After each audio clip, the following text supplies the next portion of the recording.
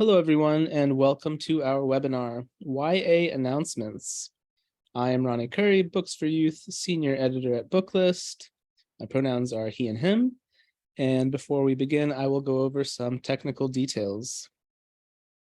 Links to today's slide presentation and title list were included in the reminder email you received from Zoom 1 hour ago. To download them, please open that email, scroll to the bottom, and click on the links located there.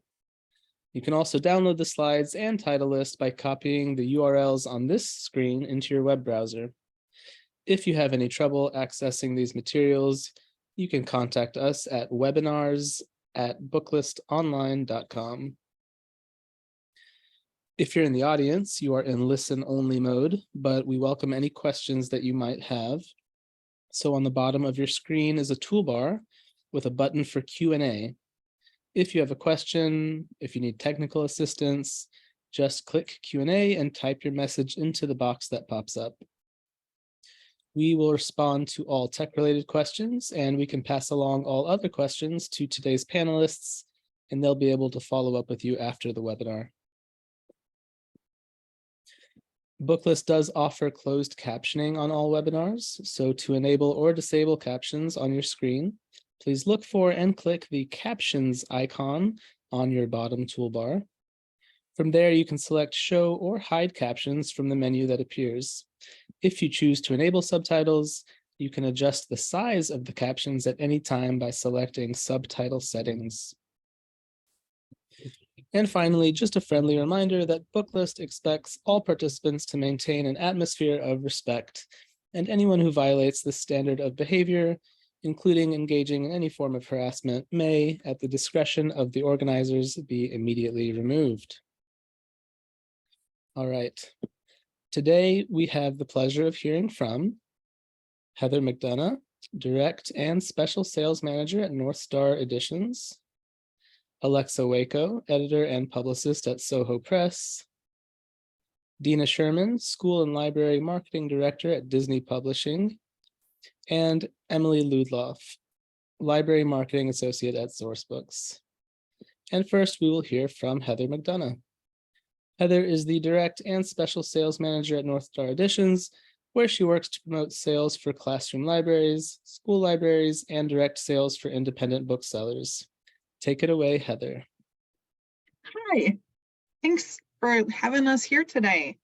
I am the Direct and Special Sales Manager for North Star Editions, and I'm very excited to be joining you to introduce our 2023 YA titles. North Star Editions is a publishing company that's dedicated to guiding young readers towards a lifetime love of reading. We offer books for all types of audiences, but today I'm just going to highlight our YA fiction imprint, Flux. Flux empowers young adults through imaginative, insightful, and inspiring fiction.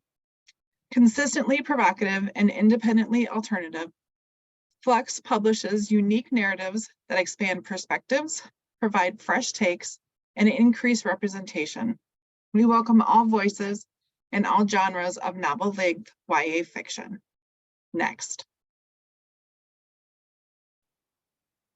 To start things off, our first YA title for 2023 released last week. Clash of Fate and Fury is book 2 in the Labors of Jen duology. Astute readers will know that Hercules had 12 labors to complete. In the first book, Game of Strength and Storm, Jen was only tasked with 10 labors. In this book, we complete the full set with the Golden Apples of Hesperides and the Cerberus.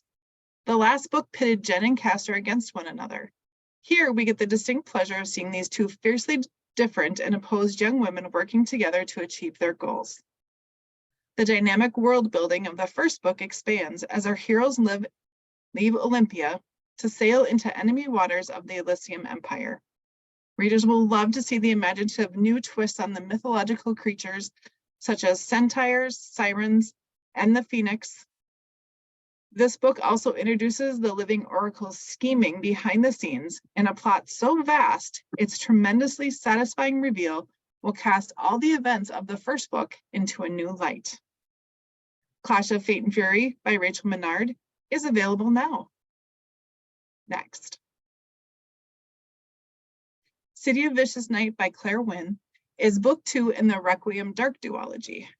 In this queer, female-led YA cyberpunk adventure and sequel to the acclaimed City of Shattered Light, heiress turned smuggler, Asa, and gunslinger, Revan, are first to vie for leadership of an underworld faction, after a mysterious hacker turns the city against them. Meanwhile, a captured crew member must ally with an old enemy to find his way home. This title features the reemergence of old enemies, such as Asa's scheming father, who has been experimenting on human test subjects, and an alien consciousness that lives in the circuits of his lab. Plus, a fast-quipping, bubblegum-popping bounty hunter. And the introduction of new threats, such as the deadly competitors in the crew faces in the Ascension trials, a mysterious hacker named Redline, who turns the entire city of Requiem against Asa and her team. A corrupt matriarch determined to bring Revan down.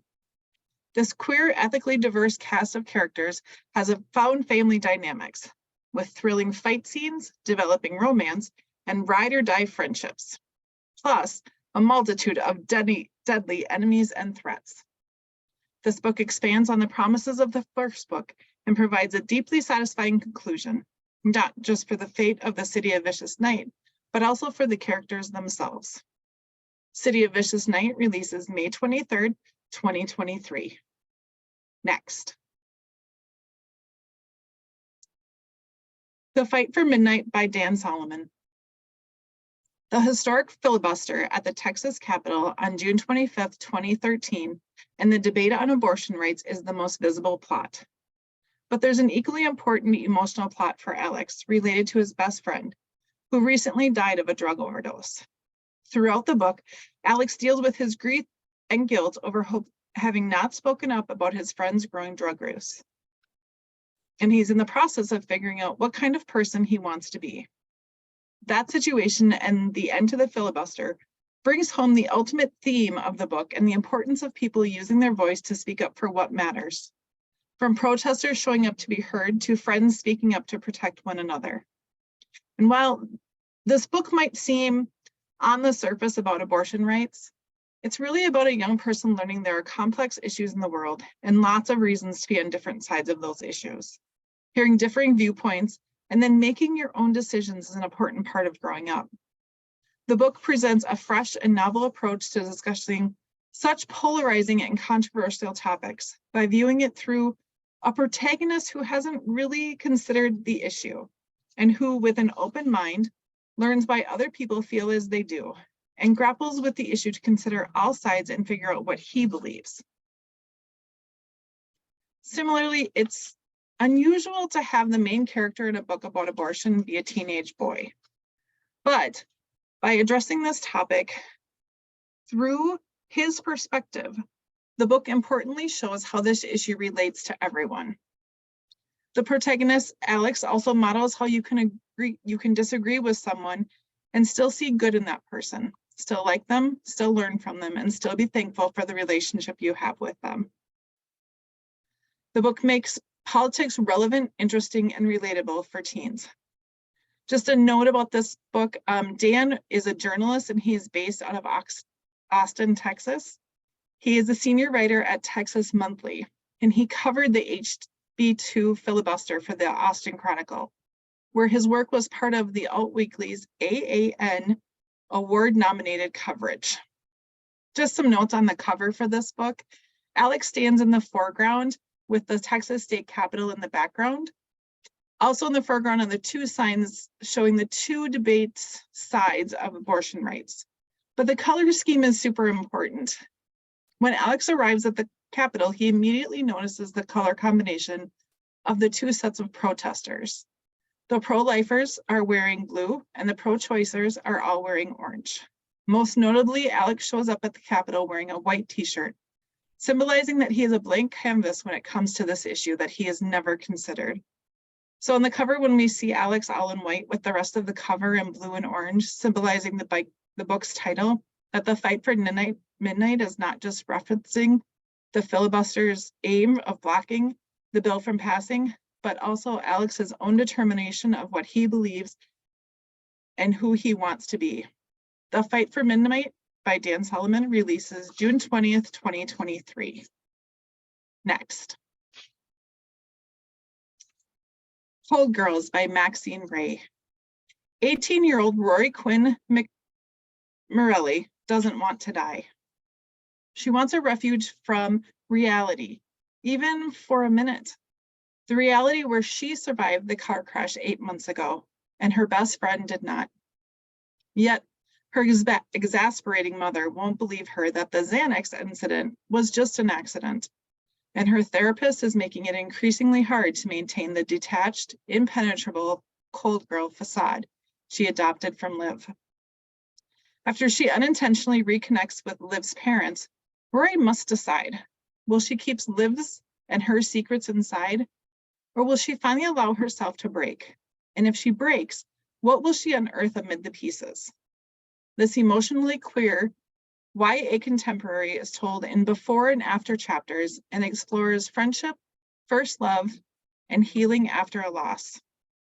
An author's note digs deeper into the story's themes and provides further resources for the readers. This is an extremely emotional contemporary novel, which is a popular trend in YA currently. And it deals with key themes of grief, deep female friendships, teens wrestling with their sexuality, and the parent-child relationship, plus teen mental health and destigmatizing therapy. The novel does a great job of showing the highs and lows of teen friendship. It shows the messiness of grieving, it shows therapy in a positive and realistic light, and it models teens navigating their heightened emotions, going from cold numbness to feeling their feelings. While being an emotional read, the tone of the book is balanced in a dry, deadpan humor throughout the story. The narrator, Rory, is relatable.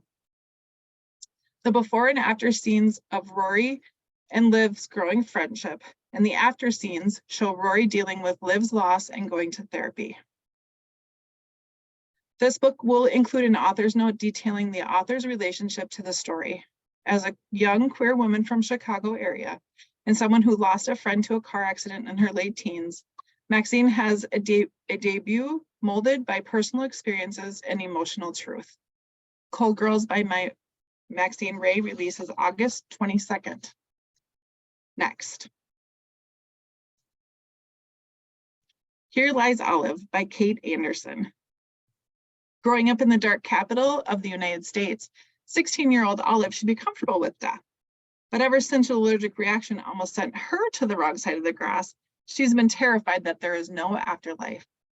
And after the death of her surrogate grandmother, Olive has kept everyone at arm's length, because if there's nothing after we die, relationships and love can only end in sorrow. When she summons a spirit to answer her questions about death, Olive meets Jay, a hitchhiking ghost trapped in the woods behind the poorhouse where he died.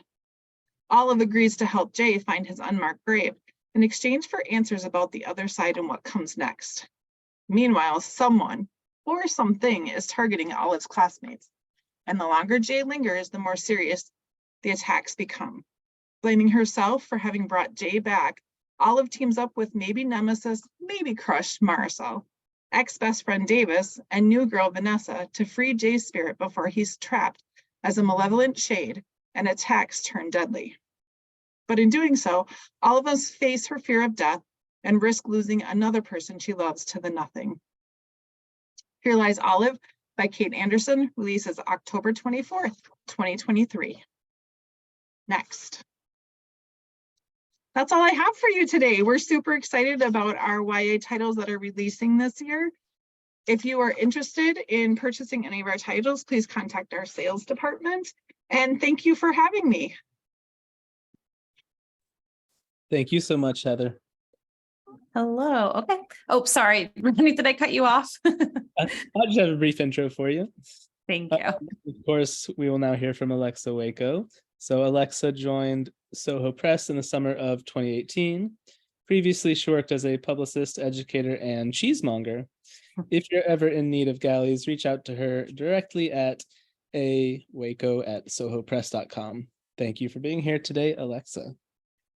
Awesome. Thank you so much. Sorry, I got over eager there, but I'm really excited about these titles. So I'm going to talk to you about a couple of titles that we have coming up in summer and fall. And for those of you who aren't familiar with Soho Teen, we are an imprint of Soho Press, a small indie publisher based in New York. And yeah, next slide. Okay, first of all, we have Ride or Die, a debut novel by Gail Agnes Muzikavanu. This is an updated, fresh take on YA classics like Nerve by Jean Ryan, or Panic by Lauren Oliver, but with a Black protagonist as its lead.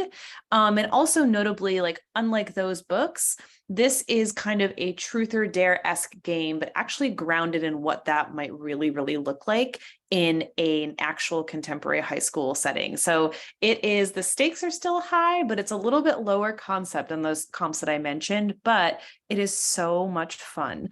So this is a fun, funny, and moving, and also, like I said, realistic portrait of contemporary high school life, also with shades of Ace of Spades, and even nods to Clueless. So really, it's a good combination of edgy high stakes and heartwarming teen comedy. So our main character is the brilliant, stylish, and hysterical Lowly Crawford. She and her best friend Ryan have been dubbed the Bonnie and Clyde of Woolridge High, but everyone knows that Lowly is kind of the ringleader. She's the one who's really chasing the drama and adventure, mostly as an antidote to her boring, stifling, uptight school. So like so many classic teen stories, ours starts with a big party, the most epic party Woolridge High has ever seen. And of course, behind the scenes is Lowly, who has a secret reason for throwing this party. She is on a mission to steal back a necklace that she left at her ex-boyfriend's house, which is where she plans the party to be.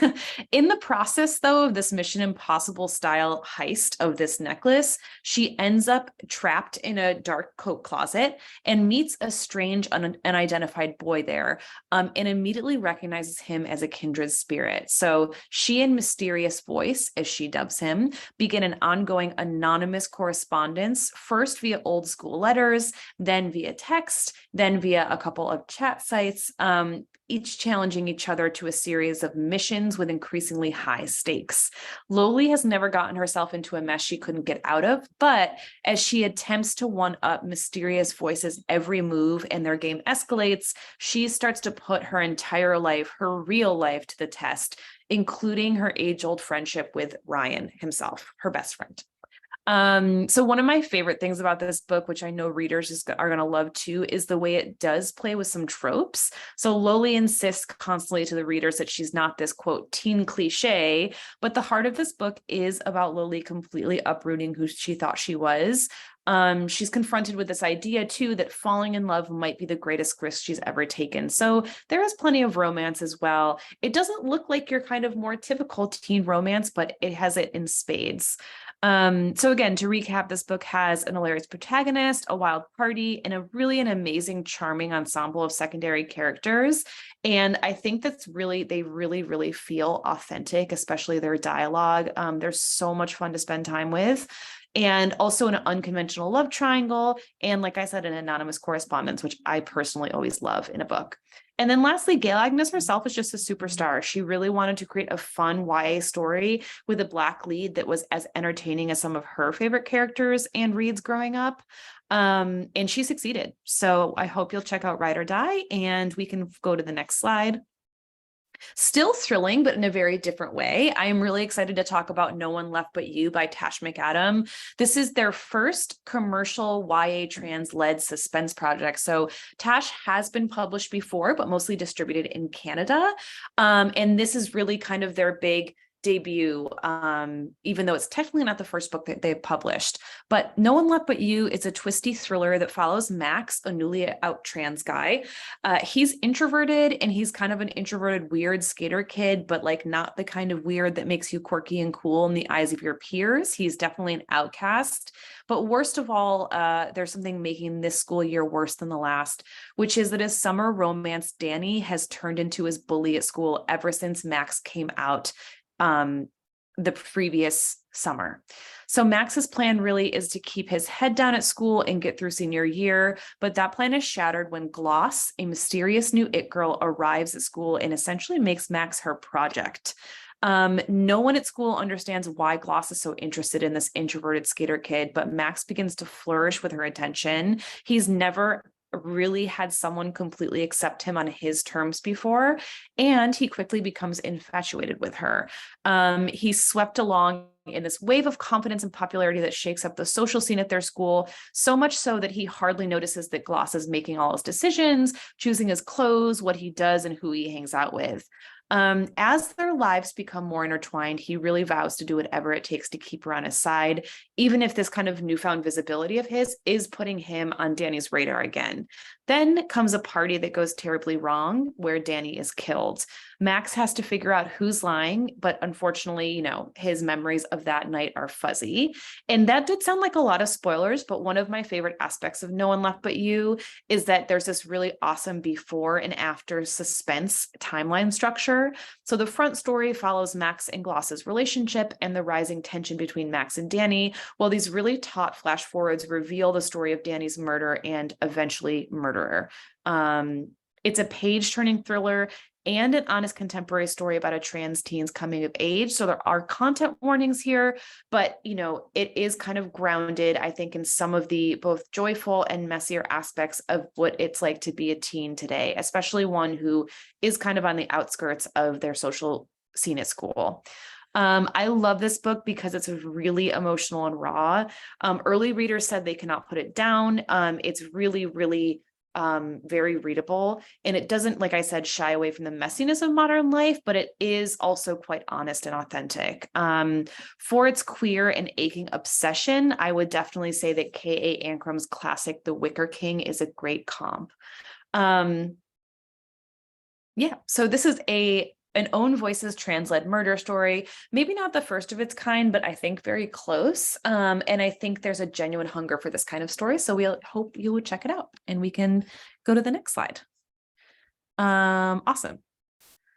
Thank you. Okay, so next up we have Love in Winter Wonderland by Abiola Bello. Actually, this is a lovely cover that is up already, so you all can see it. It didn't make it into the presentation, but this is a YA Christmas romance set in a Black-owned bookshop. So think You've Got Mail meets The Sun Is Also a Star. It goes down like candy, or probably hot chocolate, that's more appropriate for the season. And it has an amazing message at its heart too. This was actually originally published in the UK, so it's set in London, but it is very relatable. I don't think any like teen reader will have trouble kind of getting the lingo or feeling like they're disconnected from it. It's told in dual POV timeline, or not timelines, dual POVs by our two main characters, Trey and Ariel. So Trey is popular and handsome and one half of the school's it couple, but lately he's been feeling like things are going kind of sour with its other half, his glamorous girlfriend Blair, especially as some stresses keep piling up in his life because his family's beloved local bookshop Wonderland is on the verge of going bankrupt and being bought by their neighborhood's major gentrifier. This person has given them until Christmas Eve to make their decision about whether to sell. And even though the bookshop has been in his family for 3 generations, his parents are totally exhausted and they can't keep up with the big chain bookstore down the street. So basically, they want to know who is going to save Wonderland. And then we have Ariel. Well, bookish Ariel isn't Trey's opposite. She's pretty close. She's quirky, creative, but not exactly in with the popular kids at school, especially when Blair always seems to pick on her. But her one focus really is finding money to cover her tuition for the artist studio, which is a prestigious program that means following her dream to be a visual artist. An opening at Wonderland Bookshop is the answer, even if it means working with Blair's boyfriend, Trey, who also happens to be her old crush. So their history goes back a while. So you know what they say about opposites. When Trey and Ariel put their differences aside and end up teaming up to save Wonderland by the deadline, they begin to find in each other what each has needed all along. And as their campaign to save Wonderland begins to flourish, so do their undeniable feelings for each other. And yes, spoilers, this is a true romance. It is a happy ending. So this book really has everything: Christmas, holiday cheer, romance, tropes, all centered around this amazing cast of characters of color with 2 Black teenagers as its leads, teaming up to save an indie bookstore. So there's a lot of love to go around. And lastly, this is a holiday set book, but it really is, I think, a good all year round read, especially, you know, Christmas in July. But it is, again, about this really cool grassroots campaign to save the bookshop, which is at its heart, which, you know, is relevant all year long. So yeah, I would love to send out galleys of this if anyone is interested, and we can jump to the next slide. Really quickly, lastly, I just wanted to shout out a book that we have coming out in paperback. So this one's out already. It's not listed here, but it has tons of accolades. It was a JLG pick. It just actually got nominated for the ITW Thrillers Award, among many other accolades this year. And it's a really great one to add to collections. So this is about a teenage girl on a beach town on Long Island over the summer, who is really kind of on the precipice of getting kicked out of school for things and circumstances that aren't really her fault. She doesn't have anyone to take care of her, and she works at this kind of shady ice cream stand on the beach in order to make ends meet. And she finds out that her equally shady boss is maybe doing something criminal at the ice cream stand and storing money there. So she and her amazing friend Cece decide to team up to get what's theirs and make a plan to kind of get revenge on the shady boss and also maybe get a little something for themselves in the process. It's a really moving story about Greece. Well, I guess that too. It's a really moving story about grief, written by a very promising author, Francesca Padilla, who I'm sure will have so many amazing books in the future. And it's also got great praise by Brandy Colbert herself. That was a really exciting one for me. So I just wanted to give it a quick shout out. Anyone looking for a contemporary novel of revenge and what that means, I would highly recommend it. And next slide. Yeah. And great. Anyone can, reach out to me at any time for ARCs, and we hope you'll check out some of our list and keep an eye on us. Thanks so much. Thanks, Alexa. We will now hear from Dina Sherman. Dina has been the School and Library Marketing Director at Disney Publishing since 2009. Prior to that, she was the School and Library Senior Marketing Manager at HarperCollins Children's Books. Dina received her MLS from the University of Pittsburgh and worked as a children's librarian for 10 years, first at the Carnegie Library of Pittsburgh and then at the Brooklyn Children's Museum. As a librarian, Dina wrote reviews for School Library Journal and wrote articles and presented on the topic of museum and library collaborations. The floor is yours, Dina. Thanks so much, Ronnie. Hi, everybody. I hope you're all having a great day. And I am going to share some great titles from across our imprints. Right, first up. So we know that our reimagined Disney stories are hugely popular, and we have some great new titles in this line to share with you. The world of the hit mobile game Mirrorverse comes to life in this original YA novel by best-selling author Delilah S. Dawson. This isn't the dancing, singing, making friends with animals, Snow White, although she does still do a little bit of that, that Disney fans know. This is ass-kicking Snow White, forgive me. This is Snow White as reflected and evolved within the Mirrorverse with new abilities and weapons infused with stellar magic that she must learn how to wield. Welcome, foolish mortals, to an original and eerie novel inspired by the Haunted Mansion attraction at the Disney parks. When high school student Audrey Perez moves to a town that's supposedly home to a haunted mansion, she and a few of her new friends decide to investigate. A storm is coming, both literally and figuratively, and it'll be up to Audrey and her friends to save the mansion and its ghosts before it's too late. But can Audrey do so while dealing with her own anxieties and while caught in a love triangle between her boyfriend and the enigmatic Sterling, who just might be a ghost? The Queen's Counsel series follows some of our favorite princesses after they've grown up a bit and become rulers, and it blends fairy tale lore and real history with a Disney twist. In this third installment, Realm of Wonders by Alexandra Monier, Jasmine must prove that she's the rightful heir to the throne of Agrabah. And we tell a lot of stories about the Disney princesses, but what about the princes? So our new series by Lindsay Miller retells the classic stories we know, but this time from the prince's perspective. In Prince of Thorns and Nightmares, Prince Philip gets to tell his side of the Sleeping Beauty story. Moving on to Marvel, we have Aranya and Spider-Man 2099, Dark Tomorrow, by Anthony Award-winning author Alex Segura. Just in time for the new Spider-Verse movie coming this June, this is the story of two fan favorite Spideys, Anya Corazon, aka Aranya, who finds herself stranded, tossed across the century, and Miguel O'Hara, the Spider-Man of Nueva York 2099, who is the only one who can help her get home. Kate Bishop, the young Hawkeye, is still figuring out how to be a superhero and a functioning human being. When Kate solves a minor crime and saves the surprisingly cute Milo in the process, she counts it as a rare win.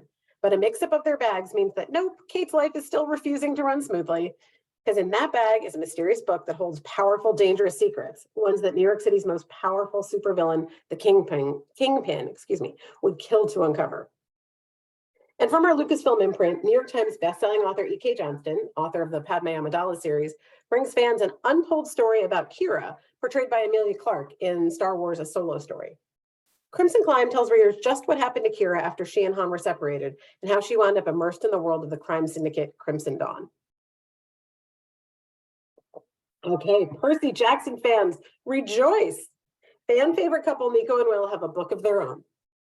Rick Riordan has teamed up with award-winning author Marco Shiro in The Sun and the Star, which is an extension of the Percy Jackson universe. Nico has to go on a quest to the underworld, and of course Will insists on coming with him. But can a being made of light survive in the darkest part of the world? Nico will have to face demons both internal and external as his relationship with Will is tested to the core. And on the off chance you hadn't heard the news, Rick will be back this fall with an all-new Percy adventure, The Chalice of the Gods. The original heroes from The Lightning Thief are reunited for their biggest challenge yet, getting Percy to college when the gods are standing in his way. And speaking of Rick, The Last Canto of the Dead is the sequel to the first YA novel that we released in the Rick Riordan Presents imprint by Daniel Jose Older. Mateo Matisse and Chela Hidalgo are not just two teenagers in love, they're powerful gods in human form. Powerful enough to have saved their Brooklyn diaspora community from the wrath of an ancient enemy and to have raised their once sunken native island of San Madrigal from the sea. But soon they discover that their problems are far from over. On the shores of San Madrigal, two creature armies are battling for survival. And on the streets of Brooklyn, a once tight-knit community is divided with two sides at each other's throats. But worst of all, a heartbreaking prophecy rips these two young lovers apart, sending Mateo back to the city where cops are now patrolling the streets and keeping Chela tethered to the island where chaos and death lurk around every corner. As gods, their powers know no limits, but as teenagers, separated, desperate, grieving, what will become of them and what will become of their people? A Spark in the Cinders is a non-Disney fairy tale reimagining, the title might give you a clue, from Jenny Oldermoke. Erilyn has lost everything. The coveted glass slipper, the prince's hand in marriage, and her only chance to save her mother and sister from destitution. Now she spends her days sweeping the cinders and washing dresses as her stepsister, Elrose, once did, plotting her revenge against the girl who robbed her of her future. But when Elrose, now the princess, comes to beg her help in saving the kingdom from ruin, Erilyn seizes the opportunity to get everything she's ever wanted. She discovers a prophecy, an ancient blade from the original fairy godfather of the kingdom of Novador that could restore the kingdom to its former prosperity. She's determined to find the missing pieces of the blade and use its power for her own gain, even if it means dragging her bumbling fairy godmother and an annoying lady knight along with her. But as Erilyn has to put her trust in others to survive the challenges of retrieving each lost piece of the blade, she begins to question everything her mother has taught her about survival and success. Maybe the prince was never the key to her future, and maybe she'll have to fight to find her own happily ever after. Good as Gold by Candace Buford is perfect for fans of Netflix Outer Banks. Casey's life in Langston has been charmed. She's the queen bee of her prep school, a shoo-in for prom queen, and on her way to the Ivy League come fall. She can't wait to leave the whole town of Langston behind her. That is until her father loses his job and she finds herself on the brink of losing her ticket out of town. Suddenly an outcast from her popular squad, Casey falls in with a new group of friends, and together they devise a plan to find the elusive treasure that's rumored to be at the bottom of the town's lake. But what they find is much more complicated than just a pile of gold. A starred review from Kirkus says, through her multiracial cast of characters, Buford examines the impacts of racism and revisionist history through the generations, a riveting examination of power and the importance of history. Melissa de la Cruz is one of the OGs of vampire sagas, and After Death is the second book in the spin-off duology from her beloved and best-selling Blue Blood series. After defeating Lucifer and saving the world, Skylar Van Allen woke up in an entirely different reality and learned she had to do it all over again. Can she finally put an end to the war between heaven and hell, or will she have another world to save each time she opens her eyes?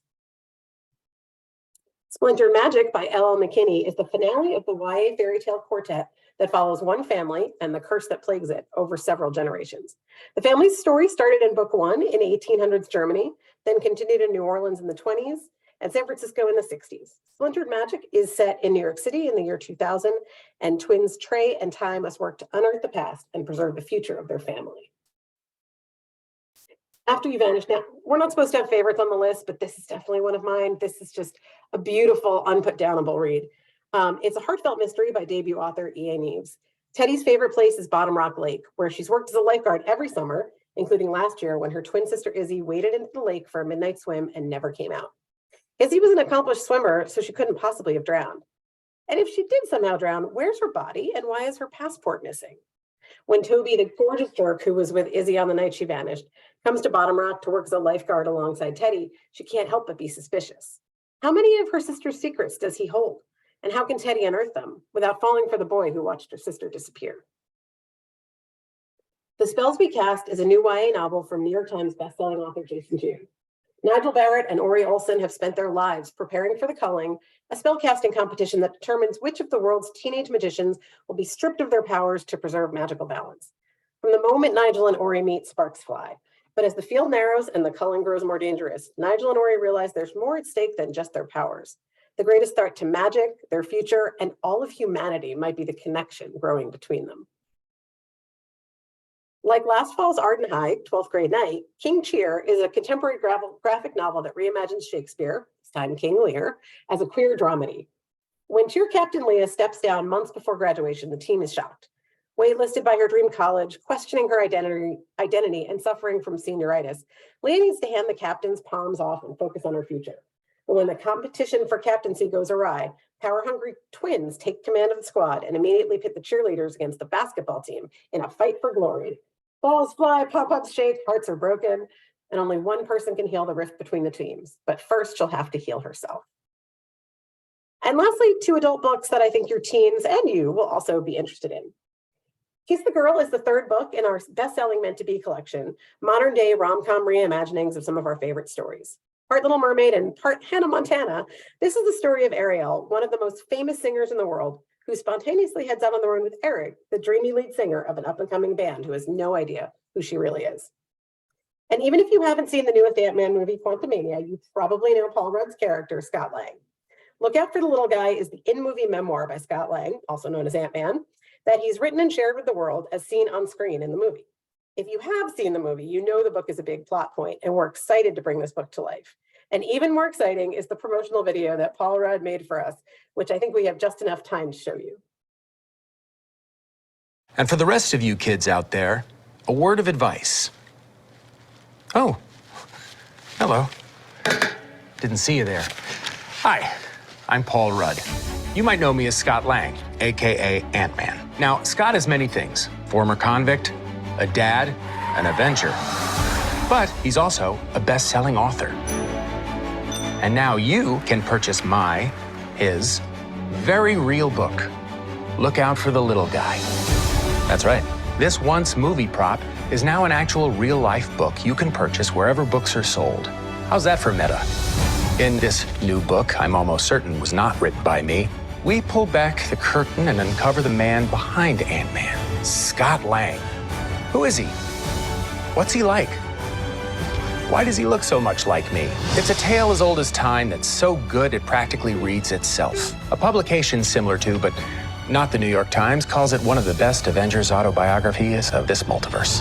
So, if you're like me, and you've only ever read the back covers of books to say you've read them, do yourself a favor and pick up a copy of Look Out for the Little Guy. It'll change your life. Can I say that? No? It might change your life.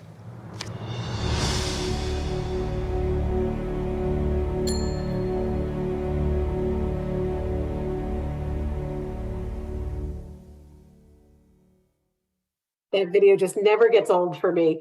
So the book doesn't actually come out till September, but we think because of this video in particular, and because of how much the book is featured in the movie, you're gonna have a lot of people asking for it. And that's it for me. Thank you so much for taking the time with us today. Most of our books are available on NetGalley and Edelweiss, not the Scott Lang book, unfortunately. And if they're not up yet, though, they will be. And feel free to reach out to me if you need anything. Thanks so much. Thank you so much, Dina. We will now hear from Emily Ludloff. Emily is a library marketing associate at Sourcebooks. She previously worked as a digital marketer with some of the top names in the music industry in Nashville, Tennessee, but ultimately could not resist the pull of her first love, books. Thank you for being here, Emily. Hello. Thank you so much for having me. I am so excited to gush to you guys today about Sourcebooks' upcoming YA titles at this lovely webinar. Next slide. So as they introduced, my name is Emily Ludloff, and I am the Library Marketing Associate at Sourcebooks. You can follow us on Twitter, Facebook, and Pinterest for up-to-date information, galleys, and free resources. Most of the titles I'll be talking about today are available as e-galleys on NetGalley and Edelweiss. Feel free to reach out with any questions you may have. Next slide, please. From New York Times bestselling author Ian Colfer and the team behind the Artemis Fowl graphic novels and bestselling acclaimed graphic novel Illegal comes Global, a compelling and timely story that follows two courageous children as they face the effects of climate change. 12-year-old Sammy lives with his grandfather in a village along the Indian Ocean. It's a beautiful place, but life there is challenging. The ocean is rising, and each day they go fishing, they bring back fewer and fewer fish. Meanwhile, Yuki is 14 and lives with her mother inside the Arctic Circle. As the ice is melting, the polar bears are finding less food to hunt and are wandering into town looking for food. Yuki knows she must do something to help the bears. The stories of these two children, separated by thousands of miles, mirror each other with beautiful unity across the planet as they strive to protect their homes from the encroaching dangers of climate change. Next slide, please. All right, I read this one in the past weekend and I have not been able to stop thinking about it. So I can't wait to tell you about Night of the Witch by New York Times bestselling author Sarah Rosh and Beth Revis. All right, so Fritzy is a witch, determined to bring the Hexenjägers, zealot witch hunters, to justice for killing her coven. Otto is a Hexenjäger, but that is just his cover. For years, he has been planning a move against the witch hunters that tore his family apart. So when Fritzy and Otto are unexpectedly thrown together, neither is sure they can trust the other, despite having a common enemy. As truths come to light and trust shifts, Fritzy and Otto uncover a far more horrifying plot at the center of the Hexenjäger attacks. But their own growing feelings for each other may be the most powerful magic of all. Next slide, please. From a dazzling new YA voice comes The Shadow Sister. It is a speculative thriller rooted in hoodoo tradition and folklore. All right, so Casey should be relieved when her sister Sutton reappears after going missing. But Sutton isn't the same when she returns. Changed in ways that trauma alone can't explain, Sutton remembers nothing about while she was gone or anything from her life previously. The more Casey starts uncovering her sister's secrets, the more questions she has. Did she really know her sister? Why is no one talking about the other girls who've gone missing? And what will it take to uncover the truth? Next slide, please. All right, from the New York Times bestselling author of The Nature of Witches and Wild is the Witch comes Bring Me Your Midnight. This is a lush, romantic, and unforgettable new fantasy full of sea magic, forbidden love, and the choices we make. So Tana Fairchild's life has been planned out since the moment she was born.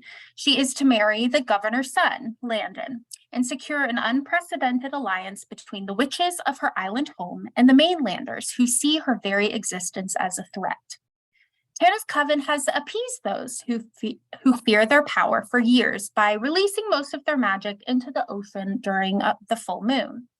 But when Tana misses the midnight ritual, there is no one she can turn to for help until she meets Wolf.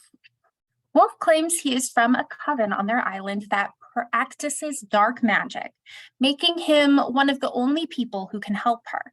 As the sea grows more violent, her coven loses control of the currents, a danger that could destroy the alliance as well as her island.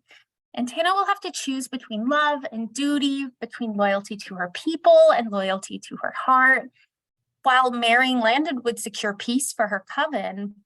But, losing Wolf and his magic could cost her everything else. Next slide, please.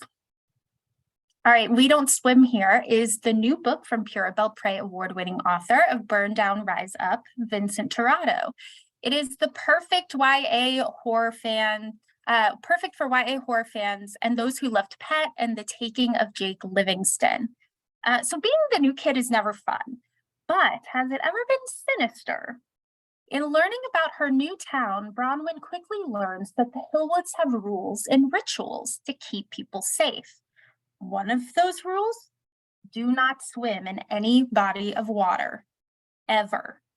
When she begins asking questions, as you do, Bronwyn and her cousin begin to unravel their town's sinister past, their family's complicated history, and the terrifying spirit that holds their town captive. Next slide, please. So if you are looking for an updated version of The Handmaid's Tale, or just a version for YA audiences, The Chaperone is the perfect book for you. The Chaperone takes place in New America. In New America, adolescent girls are not allowed to go out into public without a designated chaperone.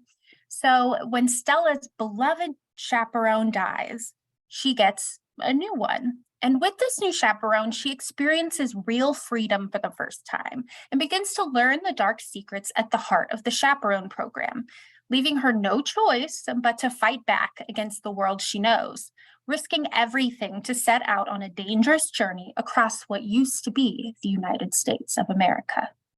Next slide, please. So my roommate read this last weekend and could not sleep. She was absolutely terrified. And I think she's got it right. All right. So in Swarm, this is for those who like those thrillers and those horrors and don't like to sleep, I guess. So in Swarm, a terrifying species the world's never seen before has suddenly emerged, and few living things are safe. As the creatures that look like these giant butterflies swarm and attack outside, life for Sure and her friends becomes a game of survival. Able to make it back to their house, they board the windows, stockpile supplies, and try to make sense of the news reports for as long as the power stays on. Yet nothing can prepare them for what follows. The butterflies are only the beginning. The next onslaught will be deadlier and even closer to home. Next slide, please. So For Found Dead is a shocking new locked door thriller from the New York Times bestselling suspense author Natalie D. Richards.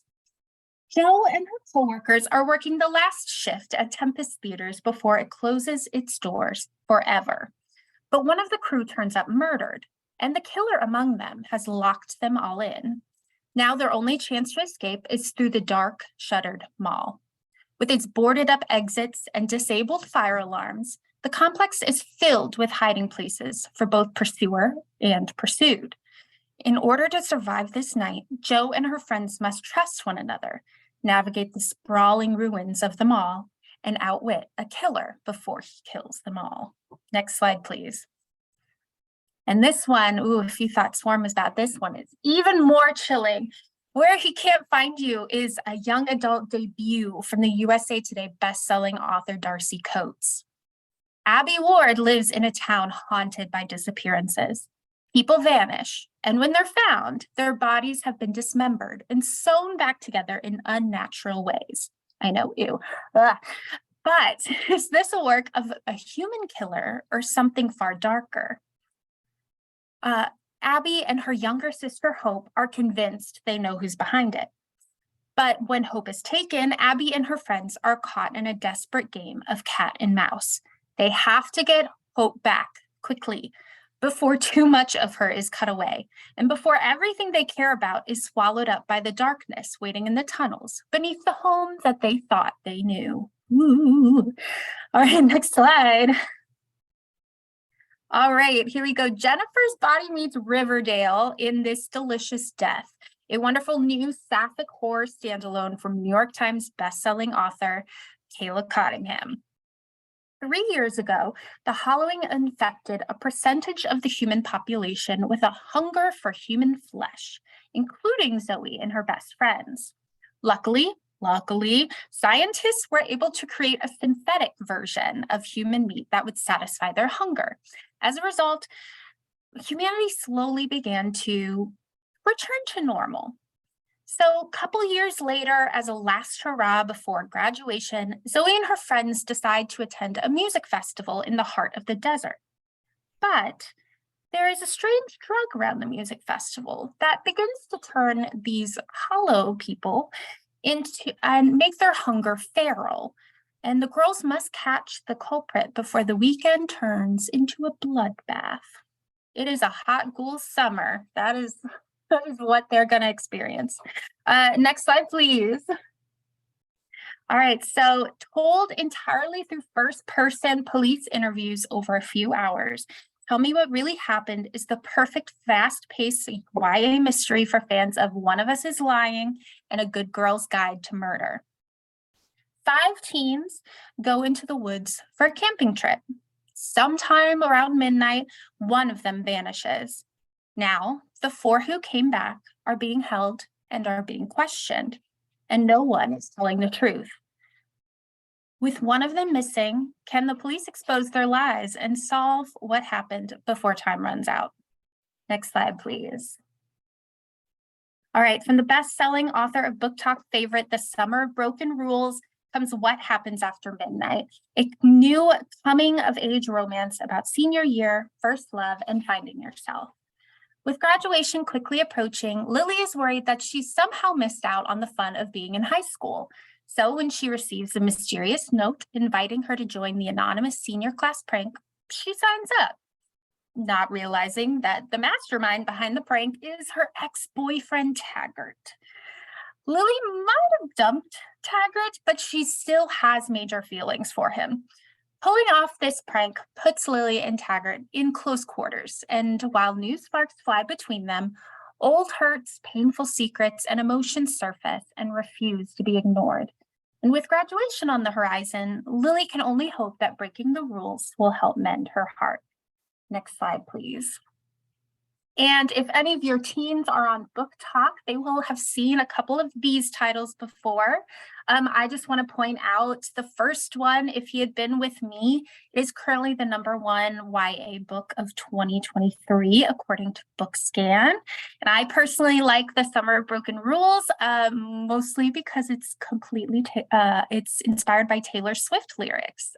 So if any of your teens are going to the Eras Tour this summer, this will be a great book to hand them. Next slide, please. All right, and because I wish I could spend hours and hours just talking YA books with you, but I cannot. I just wanted to showcase these books. It's just additional titles Sourcebooks has coming through the end of the year. Next slide, please. And that is all for me. Thank you so much for listening and letting me talk to you all about Sourcebooks' upcoming YA titles. Please reach out to me at my email if you have any questions. Thank you so much. Thank you so much, Emily. That is a wrap for us. Another big thank you to all of the other wonderful presenters today. Tomorrow, all attendees will receive an email containing links to today's slide presentation, title list, certificate of completion, and video recording. For more about Booklist webinars, be sure to visit booklistonline.com/webinars, where you can view archives of past webinars and register for upcoming ones like those you see here. Are you heading to TLA? Then stop by booth number 2434 for free magazines, buttons, and to learn about our new magazine, Booklist Reader. Plus, we'll be sharing our booth with our friends at Library Reads. Swing by to learn about how you can participate in their staff picks program and pick up some free swag. See you there. Booklist Reader, our new book browsing guide, Offering reading recommendations to patrons of all ages is now available in print. Go to bit.ly/booklistreaderinprint to find out how you can order print copies for distribution at your library. Booklist subscribers can share issues digitally as part of their subscription. Visit our website for more details and to see examples of how libraries are sharing Booklist Reader with their patrons. Thank you again for joining us for today's webinar. One more huge thank you to our panelists and to our sponsors, North Star Editions, Soho Press, Disney Publishing, and Sourcebooks. This concludes today's webinar.